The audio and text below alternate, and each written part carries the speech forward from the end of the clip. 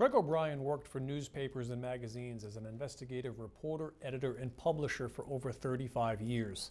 He used his background as a writer to document his life with early onset Alzheimer's in his book, Pluto, Inside the Mind of Alzheimer's. He stopped by the residences at Wingate on March 25th to share his understanding and experience with the disease. In Alzheimer's, you can live day to day in faith, hope, and humor. And that on Pluto, Inside the Mind of Alzheimer's, is a book about living with Alzheimer's, not dying with it. The death part comes later. At times, 60% of my short-term memory can be lost in 30 seconds. I don't recognize people I've known all my life, including my wife on 2 occasions. I don't recognize where I am in familiar places. I can see things that aren't really there. I go into tremendous rage. Alzheimer's in the early stage is like someone flicking off a switch and the light goes dark. Think of yourself in your basement when you're down there doing the laundry and nobody knows you're down there and someone up in the kitchen turns the light off. And it really upsets you because you're in the dark and then the light goes back on.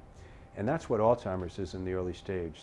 The only difference is that at some point someone flicks that light, it goes off forever. We have independent living, assisted living in a memory care neighborhood right here in the community for those that have Alzheimer's and dementia illness. So it's really to our benefit and to the public's benefit to have Greg here speaking and discussing his life experiences with this illness as we deal with it on a daily basis. I see myself more as a window, and I want them to see themselves through me and realize that Alzheimer's is a disease that's going to affect a generation. And it's been said that in short years to come there'll be 2 types of people, those with Alzheimer's and those caring for someone with Alzheimer's.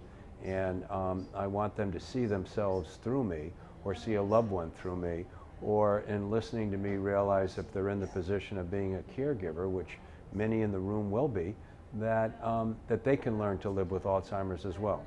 Losing my maternal grandfather to Alzheimer's, my mother to Alzheimer's, and about 5 weeks ago my paternal uncle, I just came to the conclusion as a journalist that we need to start talking about this in candid terms. And so years ago I started chronicling my mother's progression and my progression. I wrote down everything I was afraid that I was going to forget. Ended up with 1,000 pages of notes and wrote the book with the help of others, including Lisa and William Martin, a New York Times bestselling writer, and Anne LeClaire, another New York Times bestselling writer. I want to pull people into the book. I want to make them laugh. I want to make them cry. I want to get them thinking. I want to get them to act. And getting to act is to understand that this is a disease that we need to talk about. This is a disease that of the major killers, it is the only disease on the rise and the only disease for which there is no cure. It's a disease that this nation and this world needs a frontal attack on because it's going to wipe out the baby boom generation. The numbers are staggering. It's going to wipe out Medicare, and this is the tsunami. The tsunami is here. It's cresting. It's not off in the distance. It's a crisis in the making right now.